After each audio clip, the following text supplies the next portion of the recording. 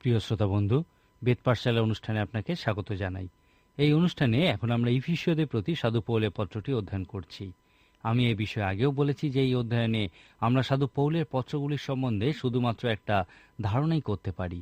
আপনি পরে এই পত্রগুলি আরও গভীরভাবে অধ্যয়ন করতে পারেন। আমরা শিখেছি যে ইফিসীয় পত্রে 6টি অধ্যায় আছে, যার প্রথম 3টি অধ্যায় এবং চতুর্থ অধ্যায়ের অর্ধেক পর্যন্ত অংশকে মতবাদ বিষয়ক বা শিক্ষা বিষয়ক অধ্যায় বলে। তারা আমাদেরকে প্রাথমিকভাবে যীশুখ্রিস্টের মণ্ডলীগুলির বিষয়ে শিক্ষা দেয়। তারা মণ্ডলীকে ঈশ্বরের অলৌকিক কাজরূপে বর্ণনা করে। 4 অধ্যায়ের প্রথম 16টি পদে সাধু পৌল মণ্ডলীর সুগন্ধ, প্রকৃতি, কাজ এবং উদ্দেশ্যের বিষয়ে বলেছেন। তারপর সাধু পৌল তার পত্রের প্রয়োগ বিষয়ক অংশটি শুরু করেছেন। সাধু পৌলের লেখায় একটা বিষয় আমরা দেখি যে তার পত্রের শিক্ষা বিষয়ক অংশটি যত সুগভীর হয়, তার প্রয়োগ বিষয়ক অংশটি তত ব্যবহারিক হয়। এই প্রথম 3টি অধ্যায় এবং 4 অধ্যায়ের অর্ধেক পর্যন্ত অংশটি সম্ভবত সাধু পৌলের লেখা সবথেকে সুগভীর অংশ এবং ইহার প্রয়োগ বিষয়ক অংশটিও সবথেকে ব্যবহারিক। সাধু পৌল আমাদের পুরাতন জীবনের পুরাতন জীর্ণ বস্ত্র ত্যাগ করে নতুন জীবনে নতুন বস্ত্র পরিধান করতে বলেছেন। সাধু পৌলের মতানুযায়ী আমাদের উচিত প্রেমে চলা, দীপ্তির সন্তান রূপে চলা, আত্মায় চলা, চারপাশে তাকাতে তাকাতে চলা এবং সেই বিশ্বাসীর মতো চলা যে স্বর্গীয় মাত্রায় যীশু খ্রিস্টের মণ্ডলীর অংশরূপে চলে। সাধু পৌল পুরাতন জীবনের পুরাতন জীর্ণ বস্ত্র বলতে ক্রোধ, মিথ্যা বলা ইত্যাদি বিষয় বলেছেন এবং নতুন জীবনের নতুন বস্ত্ররূপে সততা, পরস্পরের প্রতি প্রেমের মতো বিষয়ের কথা বলেছেন। সাধু পৌল আমাদেরকে মহান শিক্ষা দিয়ে বলেছেন যে ঈশ্বর মণ্ডলীকে উপহার সমৃদ্ধ মানুষ দিয়েছেন, যারা সাধুদের সেবা কাজের জন্য যোগ্যরূপে প্রস্তুত করতে পারেন। ইফিসীয় 4 অধ্যায় 12 পদে সাধু পৌল একটা মহান উক্তি করেছেন। আজকের দিনে পালকদের সেবা কাজের দর্শনের উপর এই সত্যের প্রভূত প্রভাব বিস্তার করা উচিত। এই পদটি বলে যে সর্বশক্তিমান ঈশ্বর সাধারণ মানুষদের উপরেই সেবা কাজের দায়িত্ব দিয়েছেন। সাধু পৌল মণ্ডলীর এই সাধারণ বিশ্বাসীদের ক্ষেত্রে সাধু বা পবিত্রগণ শব্দটি ব্যবহার করেছেন। সাধু পৌলের মতানুযায়ী পালক হলেন প্রশিক্ষক এবং মণ্ডলীর সাধারণ মানুষেরা হলেন তার দল। রবিবারে গির্জায় উপাসনায় মণ্ডলীর কাজ প্রকৃতপক্ষে শুরু হয় না, কিন্তু গির্জার বাইরেই প্রকৃত সেবা কাজ শুরু হয়। সাধু পৌলের মতানুযায়ী যখন ওই সাধারণ মানুষেরাই গির্জা ছেড়ে চলে যান, তখন তাদেরকে সেবা কাজের দায়িত্ব দেওয়া হয়। আমাদের মনে রাখা উচিত যে সাধারণ মানুষদেরকে সেবা কাজের জন্য প্রস্তুত করা, উৎসাহিত করা, সংশোধন করার নির্দেশ দেওয়া এবং সেবা কাজের জন্য বাইরে বেরোতে উৎসাহ দান করাই পালকদের উদ্দেশ্য হওয়া উচিত। মণ্ডলীর প্রকৃতি, কাজ এবং উদ্দেশ্যের ক্ষেত্রে ইহা খুবই গুরুত্বপূর্ণ একটি বিষয়। 5 অধ্যায় সাধু পৌল যখন এই পত্রের প্রয়োগ বিষয়ক অংশে শুরু করেছেন, তিনি সবথেকে কঠিন জায়গা বাড়ি থেকে শুরু করেছেন। সাধু পৌল বিশ্বাসীদেরকে স্বর্গীয় স্থানে খ্রিস্টেতে বসবাস করতে বলেছেন, যেখানে নতুন জন্মপ্রাপ্ত রূপে আত্মায় নিয়ন্ত্রিত খ্রিস্টের শিষ্য রূপে জীবনযাপনের জন্য প্রয়োজনীয় সমস্ত কিছুই পাওয়া যায়। যীশু খ্রিস্টের শিষ্য হওয়ার পর মানুষ সবথেকে শেষে নিজের বাড়িতে খ্রিস্টেতে তাদের নতুন জন্মের বিষয় প্রয়োগ করে। সাধু পৌল বলেছেন যে খ্রিস্টেতে পবিত্র আত্মায় জীবনযাপনের ফল সবথেকে প্রথমে আমাদের বাড়িতে প্রয়োগ করা উচিত। আমি একবার একটি প্রার্থনার বিষয় শুনেছিলাম, যাকে মহানতম পরীক্ষা বলা হতো। সেই প্রার্থনাটি এই রকম ছিল: হে ঈশ্বর, আমাকে তোমার এত কাছে এসে চলতে সাহায্য করো যেন যারা আমাকে চেনে তারা যেন দেখে আমি যেভাবে প্রার্থনা করি সেই মতো ঈশ্বরীয় জীবনযাপনও করি। প্রত্যেক দিন যেন আমার মধ্যে প্রকৃত রূপে খ্রিস্টকে দেখা যায়। আমার সঙ্গে কিছু মানুষের বছরে 1বার বা 2বার দেখা হয়। এই ক্ষেত্রে তাদের কাছে সুন্দর মানুষ রূপে নিজেকে উপস্থিত করা খুবই সহজ, কিন্তু আমার বাড়িতে যারা প্রতিনিয়ত আমাকে দেখছে তারা আমার সবথেকে মন্দ অংশটিও দেখে। যদি আমরা আমাদের জিহ্বাকে নিয়ন্ত্রণ না করি, তাহলে ধন্যবাদের স্তুতি অসম্পূর্ণ থেকে যায়। যখন আমি খুবই ক্লান্ত হয়ে পড়ি এবং আমার অধৈর্যতার বিষয়টি প্রকাশ পায়, তখন যেন কেউ তার দ্বারা বাধাপ্রাপ্ত না হয়, কারণ তোমার প্রেম তারা আমার মধ্যে দেখতে পায় না। কিন্তু ঈশ্বর, জীবনের ছোট ছোট বিষয়ের উপরেও আমাকে বিজয় দাও। যে কোনো ভয়ের বিষয়ে আমাকে শান্ত রাখো এবং অশ্রুপাতের সময় আমাকে তোমার শান্তি দাও। হে ঈশ্বর, আমাকে মহান ও নিঃস্বার্থ জীবন দাও। যারা আমাকে চেনে তাদের কাছে আমাকে এই পরীক্ষায় খ্রিস্টের নামে বিজয় লাভ করতে দাও। এই প্রার্থনাই বেশিরভাগ পালক ও পিতামাতা করে থাকে। নিজেদের বাড়ি কেন সবথেকে কঠিন জায়গা? কারণ এখানেই আমাদের প্রকৃত পরিচয় পাওয়া যায়। আমরা এই পৃথিবীকে একটা দিক দেখাই, কর্মক্ষেত্রে বন্ধুবান্ধবদের অন্য দিক দেখাই, আর পরিবারকে সম্পূর্ণ অন্য আরেকটি দিক দেখাই। নিজের বাড়িতে, নিজের বন্ধ ঘরের মধ্যে আমাদের প্রকৃত পরিচয় পাওয়া যায় এবং এখানেই আমাদের মধ্যে খ্রিস্টকে দেখতে পাওয়া যায়। সেই জন্যই সাধু পৌল বাড়ি থেকে তার পত্রের প্রয়োগ বিষয়ক অংশটি শুরু করেছেন। তিনি লিখেছেন, নারীগণ, তোমরা যেমন প্রভুর তেমনি নিজ নিজ স্বামীর বশীভূতা হও, কেননা স্বামী স্ত্রীর মস্তক, যেমন খ্রিস্ট মণ্ডলীর মস্তক। তিনি আবার দেহের ত্রাণকর্তা। কিন্তু মণ্ডলী যেমন খ্রিস্টের বশীভূত, তেমনি নারীগণ সর্ববিষয়ে আপন আপন স্বামীর বশীভূতা হোক। স্বামীরা, তোমরা আপন আপন স্ত্রীকে সেইরূপ প্রেম করো, যেমন খ্রিস্ট মণ্ডলীকে প্রেম করিলেন, আর তাহার নিমিত্ত আপনাকে প্রদান করিলেন, যেন তিনি জলস্নান দ্বারা বাক্যে তাহাকে সূচি করিয়া পবিত্র করেন, যেন আপনি আপনার কাছে মণ্ডলীকে প্রতাপান্বিত অবস্থায় উপস্থিত করেন, যেন তাহার কলঙ্ক বা সংকোচ বা এই প্রকার আর কোনো কিছুই না থাকে, বরং সে যেন পবিত্র ও অনিন্দনীয় হয়। এইরূপে স্বামীরাও আপন আপন স্ত্রীকে আপন আপন দেহ বলিয়া প্রেম করিতে বাধ্য। আপন স্ত্রীকে যে প্রেম করে সে আপনাকেই প্রেম করে। কেহ তো কখনো নিজ মাংসের প্রতি দেশ করে নাই, বরং সকলে তাহার ভরণ পোষণ ও লালন পালন করে, যেমন খ্রিস্ট মণ্ডলীর প্রতি করিতেছেন। বিবাহের বিষয়ে সাধু পৌল আমাদেরকে মহান কিছু পরামর্শ দিয়েছেন।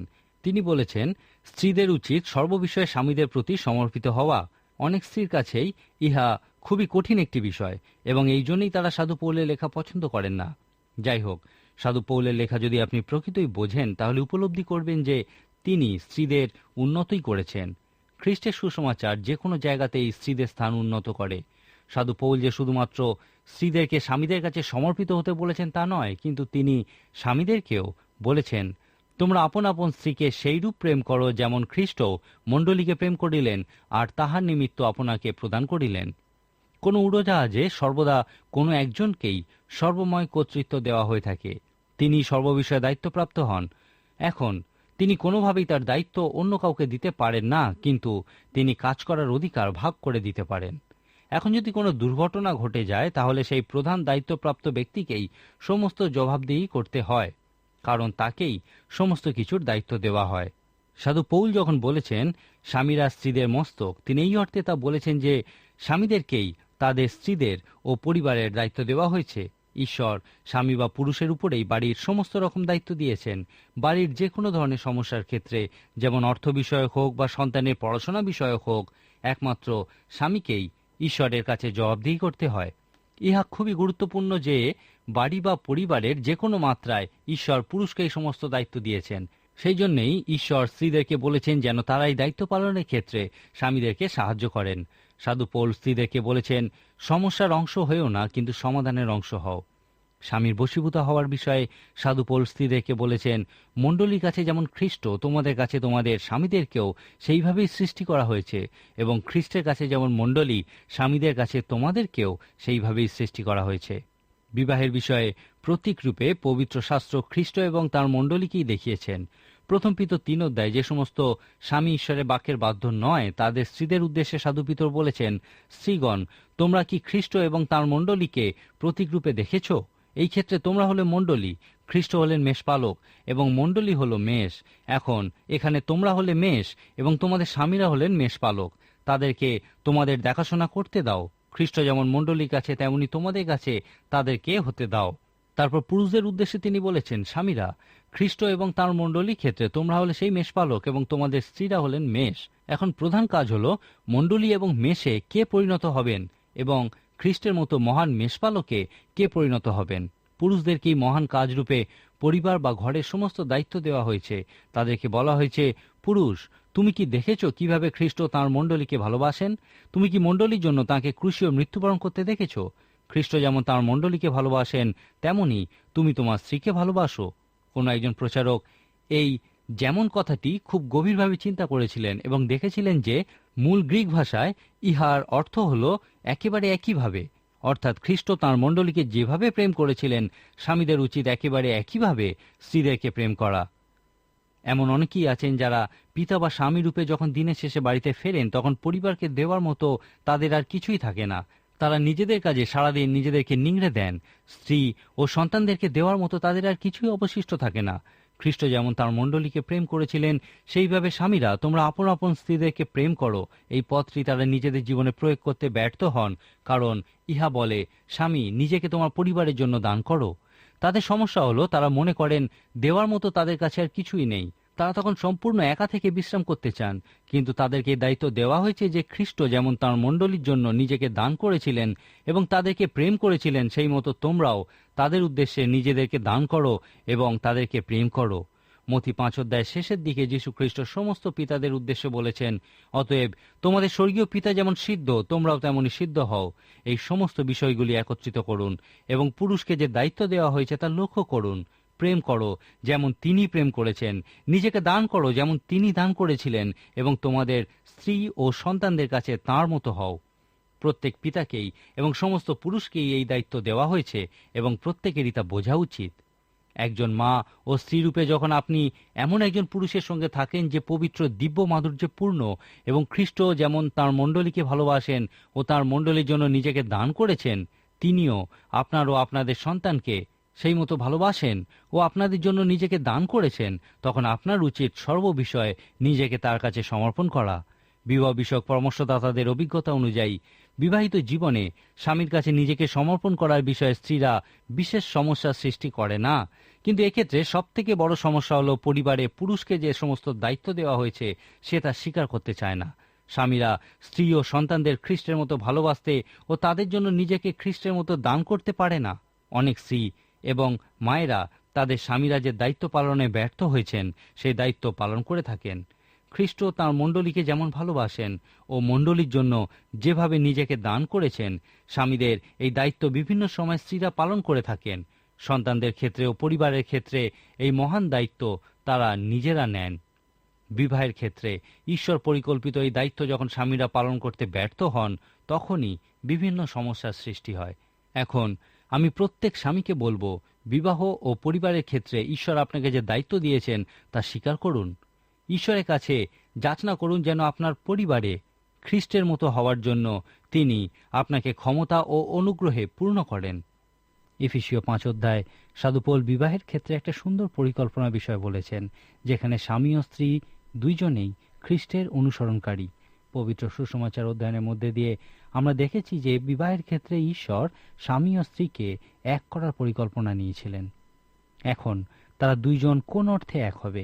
যীশুখ্রিস্ট শিক্ষা দিয়েছিলেন, ঈশ্বর যখন বিবাহের পরিকল্পনা করেছিলেন তখন তিনি একটা সম্পর্কের পরিকল্পনা করেছিলেন, যেখানে স্বামী স্ত্রী আত্মায় এক হয়, মনে এক হয়, এবং যেন তাদের একাত্মতা শারীরিক সম্পর্কের মধ্যে দিয়ে প্রকাশিত হয়।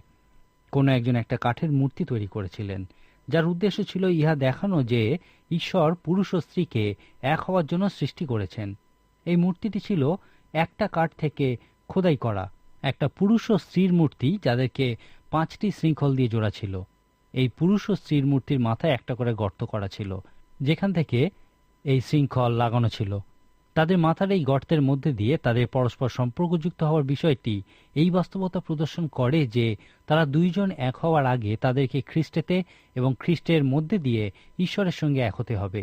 অন্য কথায় বলা যায়, স্বর্গীয় স্থানে খ্রিস্টেতে এক হওয়ার অর্থটি কি তা তাদেরকে জানতে হবে, যেখানে ঈশ্বর পরিকল্পিত এই বিবাহের ক্ষেত্রে এক হওয়ার জন্য প্রয়োজনীয় সকল আত্মিক আশীর্বাদ খুঁজে পাওয়া যায়।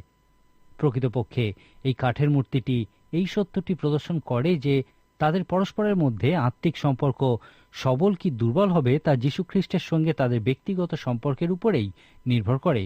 এই কাঠের মূর্তিটিতে যে শৃঙ্খলের বিষয় আছে তা তাদের এক হওয়ার ক্ষেত্রে 2টি বিষয়ের প্রয়োজনীয়তার কথা উল্লেখ করে। প্রথম বিষয়টিকে আমরা বলতে পারি আত্মিক সম্পর্ক।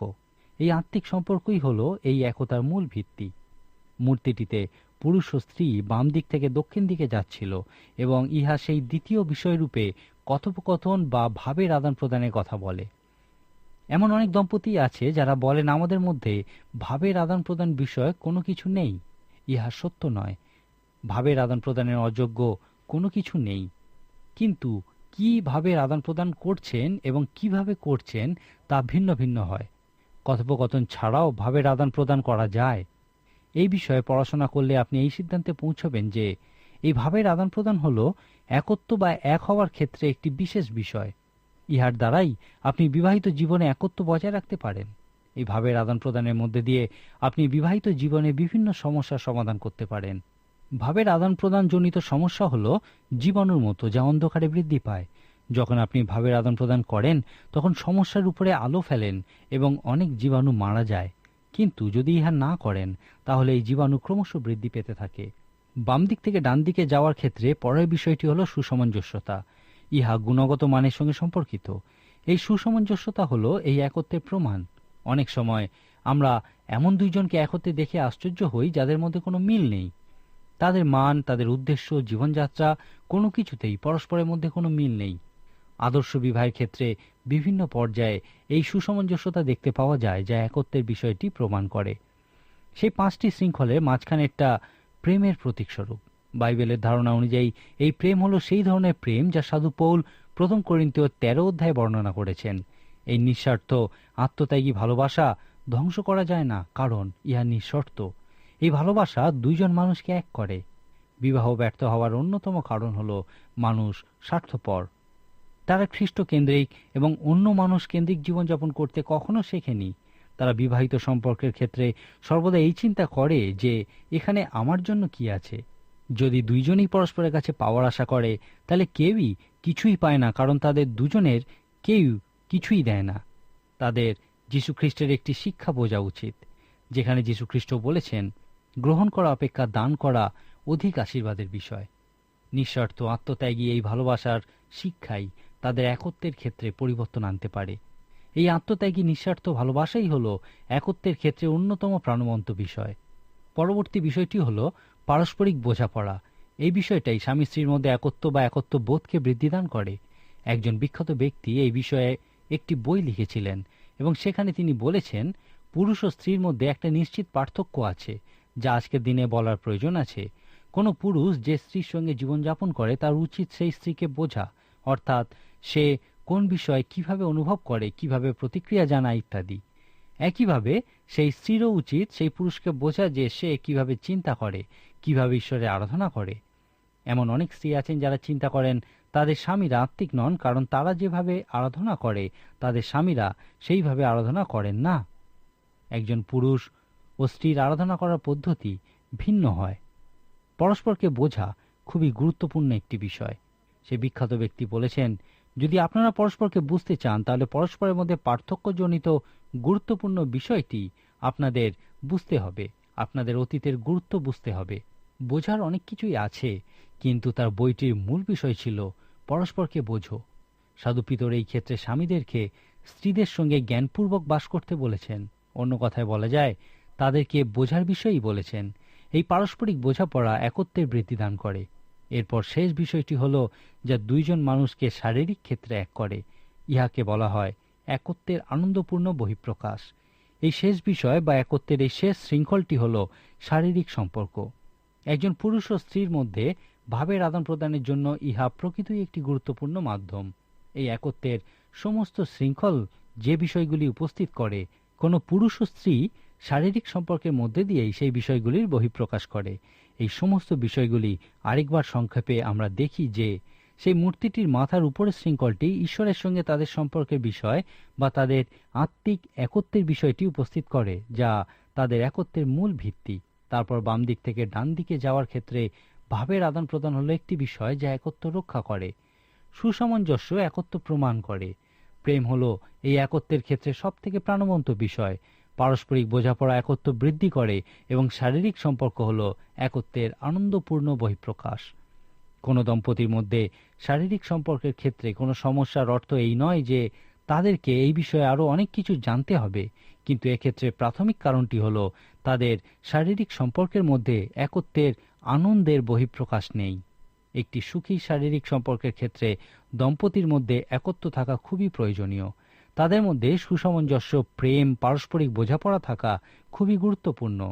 যদি তাদের মধ্যে এই বিষয়গুলি না থাকে তাহলে ইহা কি খুবই আশ্চর্যের হবে যদি তাদের শারীরিক সম্পর্ক আনন্দপূর্ণ না হয়। এই কাঠের মূর্তিটি আমাদেরকে সেই সম্পর্কের বিষয়ে একটা ধারণা দেয় যে সম্পর্কের পরিকল্পনা বিবাহ সৃষ্টি করার সময় ঈশ্বরের অন্তরে ছিল। ইফিসীয় 5 অধ্যায়ে এই পত্রের প্রয়োগ বিষয়ক অংশে স্বামী স্ত্রীর সম্পর্কের বিষয়ে সাধু পৌল আমাদের একটা মহান শিক্ষা দিয়েছেন। পবিত্র শাস্ত্রে বর্ণিত বিবাহ বিষয়ক অন্যান্য অংশগুলির সঙ্গে এই অংশটির তুলনা করলে দেখবেন, পরিবারের ভিত্তিরূপে ঈশ্বর বিবাহের যে পরিকল্পনা করেছিলেন তাই পৃথিবীতে বিশেষ গুরুত্বপূর্ণ একটি বিষয়। বিবাহের ক্ষেত্রে আত্মিক সম্পর্কের আরেকটি উদাহরণ হল ত্রিভুজাকৃতি। মনে মনে একটি ত্রিভুজ আঁকুন, যার নিচের দুইটি কোণের একটিতে পুরুষ ও অপরটিতে স্ত্রী এবং উপরের কোণটিতে ঈশ্বর আছেন। পুরুষ ও স্ত্রীর মধ্যে যে কেউ ঈশ্বরের যত নিকটবর্তী হবে তারা তত পরস্পরের নিকটবর্তী হবে। ইহাই বিবাহের ক্ষেত্রে আত্মিক সম্পর্কে স্পষ্ট প্রদর্শন করে। ইফিসীয় 5 ও 6 অধ্যায়ে স্বামী ও স্ত্রীর মধ্যেকার সম্পর্কের বিষয়ে জোর দেওয়ার সাথে সাথে সাধু পৌল এই পত্রের সত্য কোনো দাস ও তার প্রভুর ক্ষেত্রেও প্রয়োগ করার বিষয় বলেছেন। এখন আজকের দিনে আমাদের মধ্যে প্রায় কেউই দাস বা ভৃত্য নয়। সুতরাং এই বিষয়টাকে আমরা এইভাবে দেখতে পারি, ইফিসীয় পত্রে খ্রিস্টের মতো জীবনযাপন বিষয়ক যে সত্য সাধু পৌল আমাদেরকে বলেছেন, তা কোনো ব্যক্তির তার অধীনস্থ কর্মচারীদের প্রতি এবং সেই অধীনস্থ কর্মচারীদের তাদের উপরিস্থ কর্মচারীদের প্রতি প্রয়োগ করা উচিত। সন্তানদের উচিত পিতামাতার ক্ষেত্রে এবং পিতামাতার উচিত সন্তানদের ক্ষেত্রে এই সত্য প্রয়োগ করা। অন্য কথায় বলা যায়, সাধু পৌল বলেছেন, এই পত্রে আমি প্রয়োগের জন্য তোমাদেরকে যে সমস্ত শিক্ষা দিয়েছি সেই সমস্ত কিছু তোমার সব থেকে নিকটবর্তী মানুষদের থেকেই শুরু করো। যদি আপনি বিবাহিত হন তাহলে আপনার স্ত্রী বা স্বামীর উপরে প্রয়োগ করুন। যদি আপনি অপ্রাপ্তবয়স্ক হন তাহলে আপনার পিতামাতার উপরে তা প্রয়োগ করুন। যদি আপনি কোথাও কর্মরত হন তাহলে আপনার সহকর্মীদের উপরে তা প্রয়োগ করুন। একজন দার্শনিক বলেছিলেন, আমি চিন্তা করি, সেই জন্যই আমি আছি। দার্শনিকেরা বেশি কল্পনা করে না, তারা সর্বদা আমাদেরকে বলে যে কিভাবে আমরা প্রকৃতই আমাদের অস্তিত্বের বিষয়ে জানতে পারব। কেউ কেউ বলেন অস্তিত্বই হলো কাজ করা, আবার কেউ কেউ বলে কাজ করাই হলো অস্তিত্বের প্রকাশ। একজন মহান দার্শনিক বলেছিলেন, অস্তিত্ব সম্পর্কের মধ্যে দিয়ে প্রকাশ পায়। অন্যভাবে বলা যায়, অস্তিত্ব রক্ষার জন্য আপনাকে সম্পর্কের মধ্যে থাকতে হবে। সাধু পৌল এই পত্রের দ্বিতীয় অর্ধে বলেছেন যে এই সত্য আমাদের যে কোনো সম্পর্কের ক্ষেত্রেই প্রয়োগ করা উচিত। এখন খুব মনোযোগ দিয়ে শুনুন যে 6 অধ্যায়ে সাধু পৌল স্বর্গীয় স্থানকে নেতিবাচক অর্থে ব্যবহার করেছেন। অনেক মানুষই এই বিষয়ে সচেতন নন যে আত্মিক পৃথিবীর ইতিবাচক ও নেতিবাচক দুইটি দিক আছে। উত্তম ও মন্দ দুই ধরনের আত্মাই আছে। 6 অধ্যায় সাধু পৌল বলেছেন, রক্ত মাংসের সহিত নয়, কিন্তু আধিপত্য সকলের সহিত, কর্তৃত্ব সকলের সহিত, এই অন্ধকারের জগৎপতিদের সহিত, স্বর্গীয় স্থানের দুষ্টতার আত্মাগণের সহিত আমাদের মল্লযুদ্ধ হইতেছে। অতএব শুধুমাত্র একটি উপায় আমরা এই সমস্ত আত্মিক শক্তির বিরুদ্ধে জয়লাভ করতে পারি, আর তা হল এই যুদ্ধের সময় ঈশ্বরের সমগ্র যুদ্ধসজ্জা পরিধান করতে হবে। ইফিসীয়দের প্রতি এই পত্রটি লেখার সময় সাধু পৌল কারাগারে ছিলেন। তিনি ফিলিপিও, কলসীয়, ফিলিমন এবং দ্বিতীয় তিমথীয় পত্রটিও কারাগার থেকেই লিখেছেন। ইফিসীয় পত্রটি যখন তিনি তার সহকারীকে লেখার জন্য বলছিলেন, তখন তাকে 2 জন রোমীয় সৈন্যের মধ্যে শৃঙ্খলাবদ্ধ অবস্থায় রাখা হয়েছিল। তিনি যখন আমাদের এই যুদ্ধের বিষয়ে বলেছেন, তিনি একজন রোমীয় সৈন্যের যুদ্ধসজ্জাগুলিকে উদাহরণস্বরূপ দেখিয়েছেন। সাধু পৌল বলেছেন, আমাদেরকে অবশ্যই পরিত্রাণের শিরস্থান, ধার্মিকতার বুকপাটা, বিশ্বাসের ঢাল, আত্মার খড়গ বা ঈশ্বরের বাক্য পরিধান করতে হবে এবং আমাদের জুতা অবশ্যই সুসমাচার প্রচার হতে হবে। এখানে সাধু পৌল প্রতীক অর্থে একজন সৈন্যের যুদ্ধসজ্জার প্রত্যেকটিকে এক একটি আত্মিক অস্ত্ররূপে বর্ণনা করেছেন, যেগুলির দ্বারা এই পৃথিবীতে আমরা ঈশ্বরের পক্ষে দাঁড়াতে পারি। আমাদের এক পা স্বর্গে রেখে এবং এক পা পৃথিবীতে রেখে জীবনযাপন করা উচিত। ইহা প্রকৃতই বলে যে আমরা একটা আত্মিক যুদ্ধ করছি এবং এই যুদ্ধে আমরা নিজেদের শক্তিতে নয়, কিন্তু পবিত্র আত্মার শক্তিতেই জয়লাভ করতে পারি। 2 করিন্থীয় পত্রে সাধু পৌল বলেছেন যে তার কাছে এইরকম অস্ত্রের ভাণ্ডার আছে যা এই আত্মিক যুদ্ধে ব্যবহার করা যেতে পারে। 6 অধ্যায়ে তিনি প্রকৃতপক্ষে এই অস্ত্রগুলি কি সেই বিষয়ে বলেছেন। এখন আপনি কি পরিত্রাণের শিরস্থান পড়েছেন যেন পাপের ক্ষমতা থেকে রক্ষা পান? আপনি কি ধার্মিকতার বুকপাটা পড়েছেন বা সঠিক কাজ করছেন? আপনি কি বিশ্বাসের ঢাল ব্যবহার করেন? আপনি কি ঈশ্বরের বাক্যরূপ আত্মার খড়গ ব্যবহার করতে জানেন? তারপর আপনাকে অন্যের কাছে সুসমাচার প্রচার করার জন্য জুতো পরতে হবে। আজকের মতো তাহলে এখানেই শেষ করি। ঈশ্বর আপনার মঙ্গল করুন।